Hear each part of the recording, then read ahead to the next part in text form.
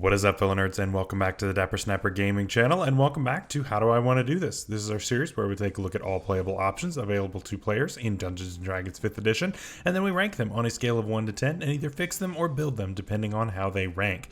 Now today we are talking about the Nature Domain Cleric, and so if you want to be able to worship Mother Nature herself, this might just be your ticket. So please leave a like on the video and subscribe if you haven't already. As you can see, most people who watch this channel are not subscribed, so please help us to reach our goal of 1,000 by the end of this year. I think we can honestly get there by summer, but I need your help to do so. So also make sure that you click the bell so you're notified whenever new videos are uploaded, and of course share the video with your friends.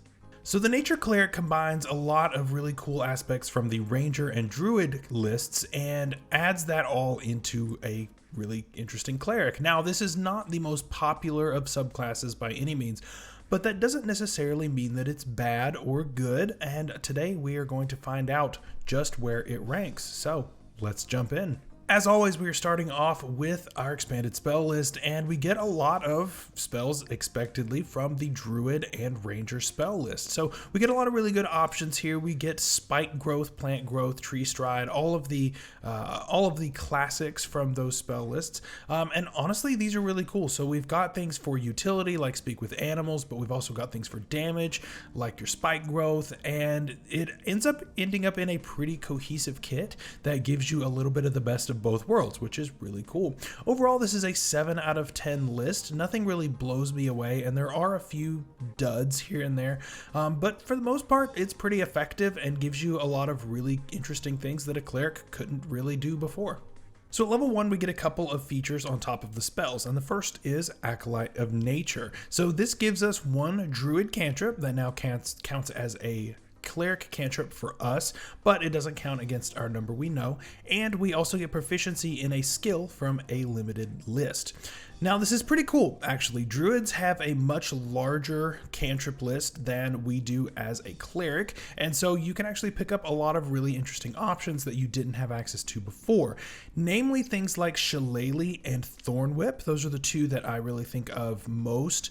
Thorn Whip allows you to move enemies around a little bit, so it can really help with positioning things where they need to be. And of course, Shillelagh will allow you to use your wisdom modifier with certain melee weapons rather than needing your strength or dexterity, which is also very, very useful. There are of course many other options, but those are just the two that stand out to me. Overall, this is an 8 out of 10 feature. Getting an extra skill proficiency and getting a really useful cantrip are both really, really good options, and just getting that at level 1, that's really nice. At level 1, we also get bonus proficiency and we get heavy armor proficiency. Now, we've discussed this a little bit, and this is an 8 out of 10. Heavy armor proficiency is kind of an interesting take here for the Nature Cleric, namely because we are kind of emulating the Druid in a way, and yet we can wear heavy armor where Druids normally can't. Doesn't make a ton of sense to me, but we take it anyway, and it's still a really great thing to have. 8 out of 10. At level 2, we get our Channel Divinity option that is unique to this subclass, and it is Charm Animals and Plants. So it does pretty much exactly what it says it's going to do. So you can invoke this, and within 30 feet of you, all plants and beasts have to make a wisdom saving throw. If they fail, then they are charmed by you for 1 minute or until they take damage. And they're actually just friendly to you and any creatures that you choose. Now this is pretty cool, right? Just a burst of charm effect on certain types of creatures. Now, obviously this can end up being a little situational, and I really think that this will not scale all that well. I think it's really good at low level, but this is not something really to look for later on when you're fighting things that are not beasts, and you're rarely fighting things that are crazy high level plants. It's going to be really nice early, but it's not going to scale insanely well. And there's a wisdom saving throw, which wisdom is not the worst thing to force on a creature. In fact, it's one of the better ones. And that's the only real reason why this isn't worse. This is a 6 out of 10 feature for me. You're not mind controlling them. They don't necessarily have to listen to you. It's just a little underwhelming, and it is limited in what you can use it on. It'll feel great that few times that you face some beasts or face some plants, but then every other creature type you're just kind of out of luck. So yeah, 6 out of 10, I really can't go any higher. At level 6, we get Dampen Elements, and this is a very simple but really interesting feature. So, whenever you or a creature within 30 feet of you takes acid, cold, fire, lightning, or thunder damage, then you can use your reaction to grant resistance to the creature in that one instance of the damage. So this does not work like shield, where shield would last until the start of your next turn. This will just happen the one time, the one instance of damage. So if they have extra attack, sorry, you're not going to be able to use it the second time, but it gives resistance. This is interesting, right? It's not necessarily a bad feature, but it does cost your reaction, and you're not necessarily getting rid of the damage entirely, which I think would have been really cool. I get what it's trying to do, and it does exactly that, but I think that ultimately it's going to end up being a little underwhelming here. You know, you're going to fight a lot of things that do poison damage, for instance, and this doesn't cover that. You're going to fight things that do radiant damage, necrotic damage, that it's not going to help you there. You probably will face things that do some fire. I would say that you'll see a lot of fire, and that's going to help here. But, you know, if something has extra attack and it hits you twice, you're only helping against the one. If there's more than one creature that can do something, you can only stop one or the other because you only get one reaction.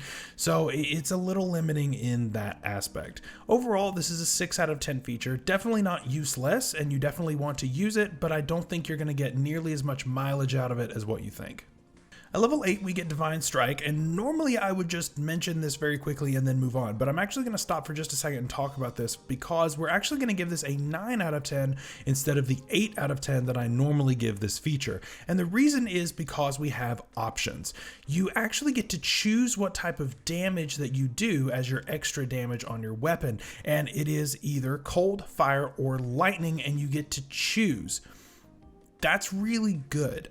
Being able to, pick out, you're fighting something that is resistant or immune to fire. You're like, okay, I can just go cold or lightning instead. You don't get that kind of flexibility with any of the other clerics, and so that's really good. I really like that. That's why this is going to rank a little bit higher, and of course this scales at level 14 to 2d8, but being able to choose that on the fly is super helpful and can make this feature go a lot further than it normally would. Finally, at level 17, we get Master of Nature, and this combos directly with your Channel Divinity that we gained at level 2. Any creature that is affected by your Channel Divinity now can be commanded on your bonus action, which is pretty interesting. Do I think it's busted? No, I really don't think this feature is insane. Because just because you can command them doesn't mean that they're going to listen, and technically you could have already asked them to do something beforehand. This doesn't change the fact that they are just charmed. This doesn't mind control them. You could just as easily have said, hey, can you go do this for me?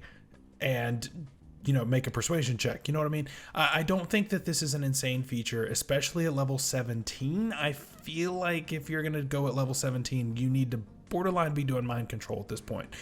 Especially since we're doing beasts and plants, and if you're down in the hells or up in the heavens or on another plane of existence, is this stuff gonna be all that common? I don't think so. So it's tough. At level 17, I don't think it's the best thing to be getting. I think I've got to give this a 7 out of 10. I really think that's high. I really think a 7 out of 10 is a little generous. But I think it's okay. But I think you can also kind of get around this with a really good persuasion check. But I don't know. Let me know down below what you think of this feature. I'm really torn on it, but I don't think it's all that great. So, where do we land on the Nature Cleric? It's okay, right? It's not a bad subclass by any means, and I definitely do not dislike the flavor of being able to serve Mother Nature and the other deities that work within that realm. I do think it has its fair share of problems, but it does have a really nice spell list, and being able to pick up some things from the Druid list is nice, especially since you would no longer need to use something like Magic Initiate in order to pick up some Druid spells, Druid cantrips, and a first level Druid spell. But at the same time, you have to think, okay, if I want a Druid cantrip, I could burn a feat slot and get 2 cantrips and 1 first level spell from that list, and it's all still using wisdom anyway. You know, you think about back to the Arcana Cleric, you got to pick stuff from the wizard list, and then it still got to use your wisdom modifier. That's where that's a little bit more effective. That's more of an effective skill to me, is one that you can convert intelligence over to wisdom. This one you're keeping wisdom, so technically you could just take a feat and do something similar, if not better, here at first level. We do get heavy armor though, so that helps. That helps a lot. And the Divine Strike on this one is much better than most others. So for that reason, I'm going to give this a 7 out of 10. I don't think this is a bad subclass by any means. I do think it struggles a little bit in some of how these function. Is it the best cleric? Not by a long shot, but is it the worst? No, it's really not. It's kind of middle of the road for me. But I think it is good enough to deserve a build later this week. So we will be doing that here on Friday. And so make sure that you are subscribed so that you don't miss that. Until then, stay safe out there, stay healthy, and we'll see you later. Bye-bye.